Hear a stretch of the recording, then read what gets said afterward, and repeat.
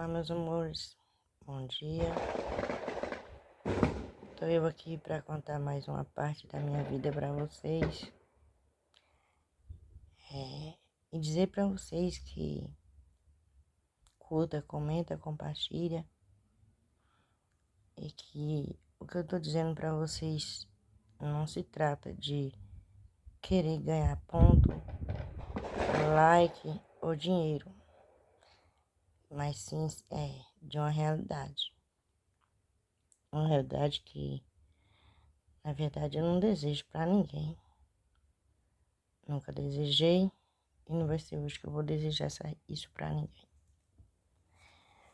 Como eu já disse pra vocês, o meu pai e a minha mãe, eles casaram. Minha mãe era muito jovem, só tinha 14 anos. Meu pai um pouco mais velho, mas que durou um mês o casamento deles, né? E desse mês que durou o casamento deles, eu vi o mundo, né? Como toda criança, não tem culpa de nada. E sim, meu pai ficou 10 anos sumido. E quando ele voltou, ninguém queria que ele ficasse com minha mãe, mas que a gente não manda na vida de ninguém. E a minha mãe acabou voltando contra ele e aconteceu muitas coisas. Como hoje eu vou contar uma coisa pra vocês que às vezes vocês podem dizer assim, não, isso aí é invenção, é mentira. Mas não. O meu pai, ele não gostava muito de trabalhar. Sempre era eu que pedia nas casas, na casa da minha avó, na casa dos meus tios, nos vizinhos, na vizinhança, né? Eu pedia para levar as coisas para dentro de casa e para ajudar minha mãe. E eles tinham tido uma briga, né? Como sempre. E eu achei que ele ia, dessa vez, demorar para voltar, né? E quando eles brigavam aqui, eles sumiam, realmente eu ficava feliz. Eu não vou dizer, eu não vou mentir, eu ficava muito feliz quando ele não estava por perto. E eu me lembro que nesse dia ela estava grávida e foi o pior dia que a gente já tinha passado na vida, né? Ela saiu para ir pegar umas raízes de Manaíba, que uns falam em pinho, mas aqui a gente conhece por Manaíba. Aí ela saiu para ir na roça desse homem buscar, para ralar no ralo e fazer beiju. Ela ralava no ralo, espoiava num pano de prato, torcia e fazia beiju pra gente comer. Era o que tinha. E aí ela foi, só que nesse dia ela acabou passando mal, ela estava grávida e ela acabou desmaiando na roça. Eu precisei pedir ajuda das pessoas, dos vizinhos, que foram naquela época, não tinha carro, era carro de boi. Aí foram em um carro de boi, pegaram ela, levaram para casa, pegaram as raízes da mandioca, levaram. E eu falei, deixei ela em casa e fui na casa da minha avó, a falar para minha avó o que tinha acontecido. E pedi um pó de café e um açúcar para fazer um café para ela beber. Ela estava com fome. A minha avó falou que não tinha açúcar, que tinha rapadura. Eu falei, tá bom, então me dá. Aí eu fui embora, fiz o café, era mais do que a rapadura. Dava para fazer acho que 2 ou 3 vezes e a rapadura era bem pouquinho. Eu tinha que fazer o café, colocar nos copos e adoçar com a rapadura ou com açúcar. E eu muito contente, porque apesar de tudo ele não estava em casa, né? Aí eu não sabia, eu não cabia não aguentava ralar as raízes de mandioca. Eu tinha que esperar ela terminar para ela ralar e para ela melhorar, para ela ralar e eu fazer o beiju. E a gente foi um dia muito difícil. Lá para umas 6 horas da noite ele chegou. Tinha uns 15 dias que ele tinha sumido. Aí perguntou o que tinha para comer e ela falou assim, o que você deixou? Porque ele não tinha deixado nada então. Como ele não tinha deixado nada, não tinha nada. Aí ele falou que queria café. Minha mãe falou que não tinha. Aí ele tem sim que eu vi um pó de café lá dentro. Faz um café. Minha mãe falou assim, ó fulano, tem o café, mas não tem o açúcar. Não vou dizer nome, né? Aí ele começou a xingar minha mãe e falar um monte com minha mãe. Um monte de palavrão, um monte de coisa. E dizia que a minha mãe só prestava para parir. Que pariu um filho todo ano, que não servia para nada. E aquelas agressões que todas as mulheres que já passou por isso sabem, né? E aí eu já fiquei, meu Deus, vou preparar para correr, né? Porque sempre eu corria. Às vezes eu ficava e às vezes eu corria para pedir ajuda. E eles brigaram muito e foi muito palavrão, muito nome, muita xingação, muita coisa. Um filme de terror. Aí minha mãe foi pediu para mim fazer o café do jeito que estava e levasse para ele. Aí eu fui lá, né? Eu tinha acho que 11 anos, 12 anos. Fiz o café, coloquei no copo e dei ele. Aí não tem uma xícara. Aí quando ele tirou o primeiro gole de café, o café tava amargando. Ele, essa vagabunda, não serve pra nada. E ali ele segurou a xícara e mandou com muita força na cara da minha mãe. Nossa, ele me lembra até hoje. Ele jogou e saiu pra frente da casa xingando muito o nome. Aí ela levantou, lavou o rosto e entrou pro quarto e deitou. E eu fiquei pensando, meu Deus, como é que pode ter um ser humano tão ruim desse jeito, né? Aí não tinha luz, a luz era feita com negócio de cera, que eu me lembro até hoje como é que fazia. A minha mãe pegava a cera, esquentava no fogão de lenha, passava num pedaço de calça jeans, aí enrolava e fazia aquele rolinho do pano passar da cera de abelha. Era com isso que a gente nomeava, né? E a gente deitou, e do nada. Só que assim, na frente da casa da gente ficava cheio de gado. Eu me lembro que o gado ficava todo deitado na frente da casa, assim. E a lua tava lumiando. E eu sempre, da janela do meu quarto, eu olhando pra cima e pensando comigo mesmo se a minha vida ia ser aquilo quando eu crescesse. Coisa que toda criança, quando vê, fica imaginando, né? E eu posso dizer uma coisa para vocês. Realmente, a maioria do peso das costas do pai da gente, da mãe da gente, a gente carrega. Isso é hereditário. A gente tá sempre carregando e passando por algumas coisas. Quando não passa igual, passa parecido ou até pior. E nesse dia, o gado, como sempre, ficava deitado na frente da casa. Só que eu sempre fui assim, eu nunca fui de ter medo de nada.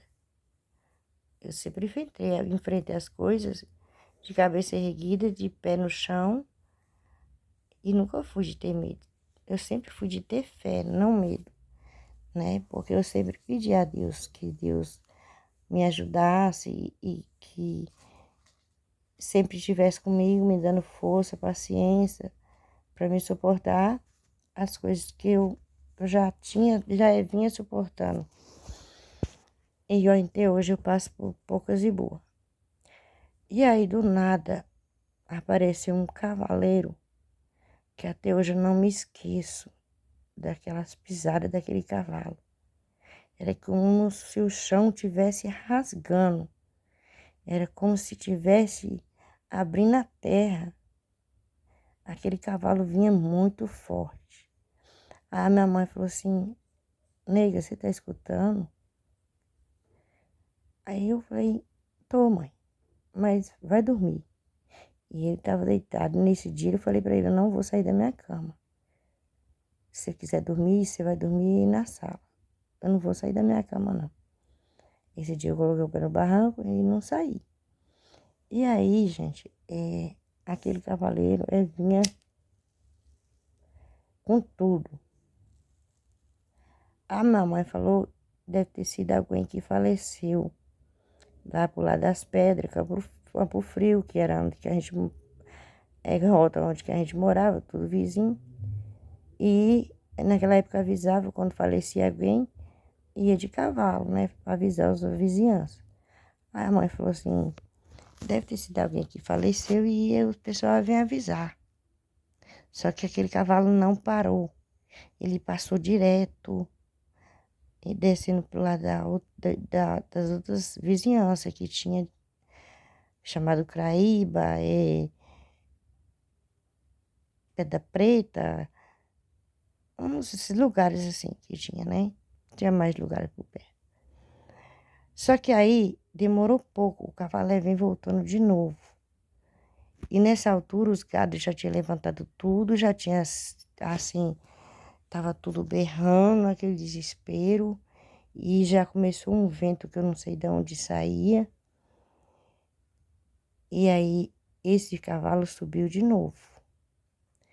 Aí eu disse, mãe, alguma coisa tá errada. Aí eu levantei da minha cama, fui até o quarto dela. Você tá dormindo? Ela disse que não. Aí ele, tu tá escutando? Eu falei, sim, tô escutando. Por quê? Você tá com medo? Você não deve estar com medo, porque se você tivesse com medo, você não tinha xingado tanto o dia inteiro, falado tanto nome ruim, tanto palavrão. Então você não tem do que ter medo. Eu não tô com medo. Aí ele voltou de novo, subindo. Aí o gado já não estava mais na frente da casa. Os gados já afastaram da frente da casa. Já estava tudo berrando por meio do mato. Já tinha saído tudo dali da frente da casa. Como se eles estivessem vendo alguma coisa. Só que poucos minutos que ele desceu na frente da casa e subiu de novo, ele já vinha de volta para descer de novo. Aí eu falei, eu vou ver o que é. Minha mãe, não vai, não vai. Eu falei, vou ver o que é, ué. Você está com medo, eu vou ver o que é. Beleza, né? Aí, gente, eu lembro que eu abri a janela para ver o que era. Eu posso garantir a vocês, eu levo vocês no lugar, mostro para vocês o lugar e posso garantir uma coisa para vocês. Uma criança com 12 anos, eu tinha 12 anos na época, nunca me esqueço daquela cena que eu abri um pouco da janela, que já dava tempo de estar passando na frente da casa da gente. Aí eu me lembro que eu me vi ali um cavalo que não tinha cabeça e só tinha um negócio de fogo que saía do meio do pescoço dele para frente. E ele desceu, eu fechei a janela e voltei para dentro, fui chamar minha mãe. Falei, agora você levanta e vem ver para você acreditar que o demônio existe e que você chamou ele o dia inteiro, meu pai. E então o senhor não precisa ter medo, o senhor tem que enfrentar o seu medo e vir ver. Aí eu peguei num braço dele, minha mãe pegou no outro, a gente arrastou ele para a janela. E quando aquele bicho vinha subindo de novo, eu abri a janela e falei, agora você tá vendo aí o que eu vi? Você deveria tomar vergonha na sua cara e parar de tanto nome, tanto xingação, tanto palavrão dentro da casa onde que você mora, meu pai. O senhor não vai criar juízo nem vergonha nunca. Porque por muito que ele fosse ignorante, eu respeitava ele. Aí,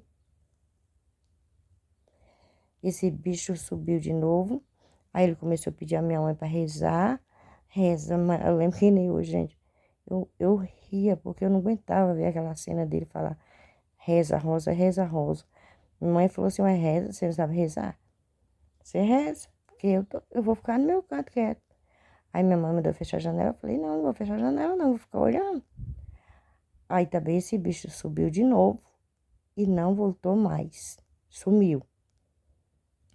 Aí eu voltei e sentei na cama e comecei a pensar naquilo ali.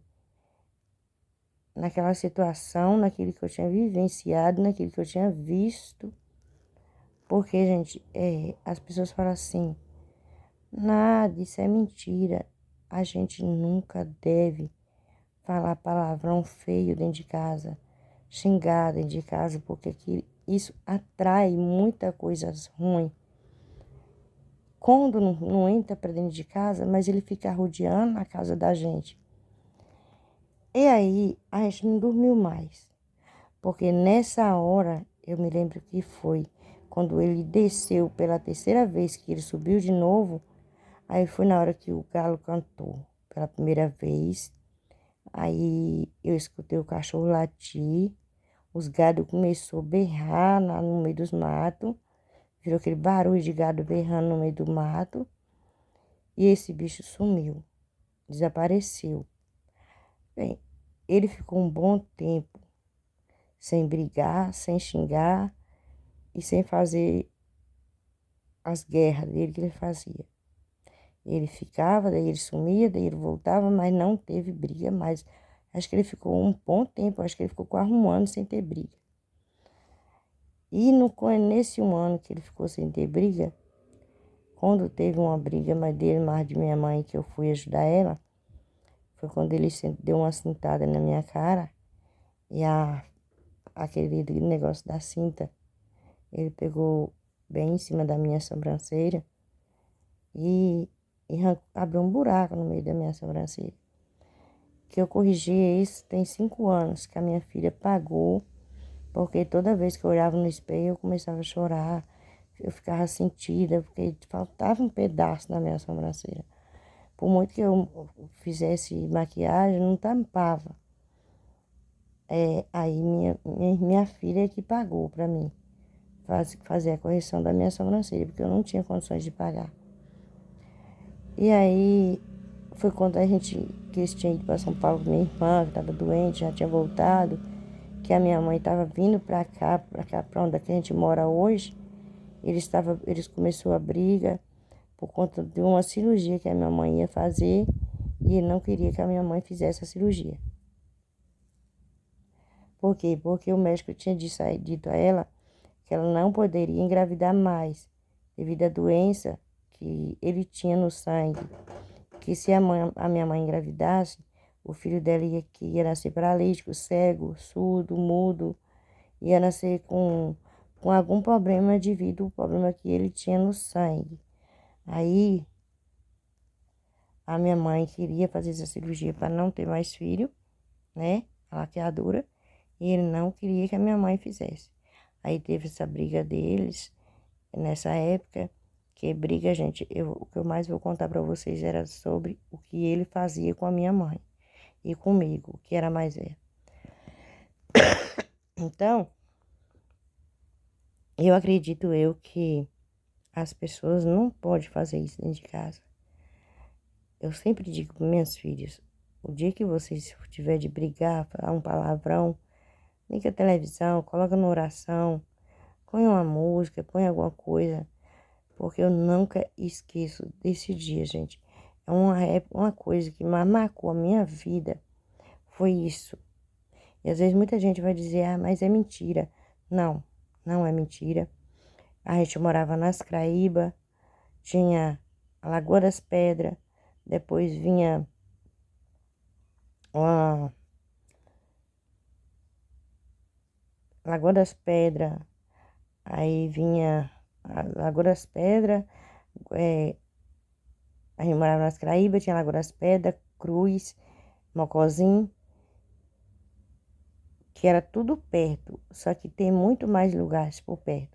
E eu levo qualquer um que fala assim, vamos no lugar para me ver onde que você morava. Levo no lugar onde eu morei, aonde eu morava, na casa que eu passei por isso. Acho que casa não existe mais, porque também assim, eu sofri tanto naquele lugar, que depois que eu vim de lá, eu fui lá 2 vezes. Eu vim de lá, eu tinha 13, 14 anos, eu fui lá 2 vezes. eu sofri tanto naquele lugar que eu não gosto nem de me lembrar, porque não tinha a polícia mais perto que tinha era em Guajeru ou Condeúba, né? Para que até a gente chegasse lá para pedir ajuda, meio mundo de gente já tinha acabado. Essa é a verdade. Então, foi um lugar que não tinha água, não tinha como plantar, não tinha barragem, não tinha minação naquela época, não tinha como hoje que a gente faz caixa grande, abre cisterna, abre poço. Naquela época não tinha, gente. A gente sofreu demais, eu sofri demais. Eu carregava balde de água da minha cabeça, quilômetro de distância. A gente saía de casa para ir pro pé da serra lavar roupa. A gente saía de casa, era 4 horas da manhã, 7 horas estava chegando lá. Aí vocês já vê para vocês ver o sofrimento que eu já sofri naquele lugar. Eu tenho pavor de ir lá, porque eu vivo tudo de novo. É um filme que passa pela minha cabeça, sabe? É como se tivesse ficado gravado na minha cabeça. Foi muita coisa que eu passei naquele lugar. E eu já passei por psicólogo, eu já passei por psiquiátrico, por resto, e, gente, eu falei, não vou mais passar com psicólogo, porque era toda vez que eu passava no psicólogo, eu voltava mais ruim para casa do que eu ia. Eu passava com o psicólogo, parece que, em vez de eu melhorar, tava ficando pior. Até mesmo com o psiquiatra, gente, eu já passei. Porque era muito sofrimento, muita coisa. E como ele sempre teve defensores do lado dele, diz que as pessoas ruins, ele sempre tem um defensor mais ruim do que ele. Ele vai ter sempre uma pessoa que vai agregar na vida dele um jeito dele fazer coisas piores do que ele já faz. Às vezes a maioria das mulheres fala, não, mas o marido vai mudar, o filho vai que é de uma índole ruim, vai mudar. Gente, as mulheres têm que entender uma coisa, o homem que é ruim, ele não muda, gente. Ele não vira homem nunca. A índole dele vai ser cada vez pior. Então, eu digo para vocês uma coisa, mulherada. Vocês têm um marido agressor, vocês têm um marido ruim, um marido que maltrata você, maltrata seus filhos. A única coisa que você tem que fazer, procura a polícia, afasta de um homem desse, porque, gente, a gente sofre muito. A mãe sofre e a gente sofre junto com a mãe. Quando a gente não chega acabar a perder a vida, quando a mãe da gente não chega a perder a vida, porque é gente ruim, é índole que não presta, ele não vai mudar. E o que ele vai fazer? Ele vai procurar pessoas que sejam igual a ele, que em vez de colocar um conselho que presta na vida dele, vai aconselhar ele a fazer coisas piores, dizer que a mulher merece aquilo, que os filhos merecem aquilo, e aquilo ali vai tornar uma bola de neve na vida de vocês, certo? Não é porque eu vivo sozinha que eu tô dando esse conselho para vocês. Eu vivo sozinha porque para me colocar um sujo na minha vida, eu prefiro ficar sozinha. Para me colocar um homem que me maltrata na minha vida, eu prefiro ficar sozinha. Para me apanhar na cara de um homem ruim, prefiro viver sozinha, gente. É muito dolorido, é muito triste. A gente fica, nem só a mãe da gente fica com problema, como a gente também fica. Por quê? Porque a gente sofreu demais. Foi muita humilhação, foi muito xingamento, foi muito palavrão. Foi assim, como eu digo para vocês, eu explico isso para vocês. É um filme de terror, gente. Vocês entram num filme de terror sem vocês precisar assistir televisão. Essa é a verdade. Porque o que eu vivia, gente, o que a minha mãe viveu, mas isso foi escolha da minha mãe. Ela escolheu isso para ela. Ela escolheu a vida dela. Porque tinha jeito, sim, se ela tivesse falado, eu não vou apontar você, eu vou ficar na casa do meu pai, eu vou cuidar da minha filha na casa do meu pai. A gente já casou, você foi embora uma vez, Você voltou, você vai ir de novo, e de novo, e de novo. Porque é isso que acontece com a maioria dos homens que não prestam. Não digo, vocês têm que entender. Eu não estou dizendo isso todos os homens. Eu digo o homem que não vale nada, que não presta, que é o resto do resto dos restos.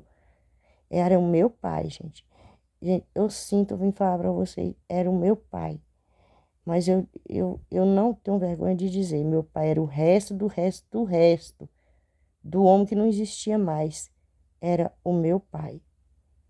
Ele faleceu, eu não fui no velório, parte dos meus irmãos não foi, não senti falta, não sinto falta. Para mim não morreu ninguém, porque, gente, ninguém merece. E posso dizer para vocês, tem muito mais coisa para contar para vocês do que eu estou contando para vocês aqui agora. E eu peço, gente, curta, comenta, compartilha, porque eu já sofri demais. Eu quero sair dessa vida, eu quero sair desse sofrimento, eu quero fazer a minha cirurgia, poder ter uma vida normal, poder fazer as coisas que até agora eu não pude fazer. Primeiro por pai, segundo por filho, terceiro por homem ruim.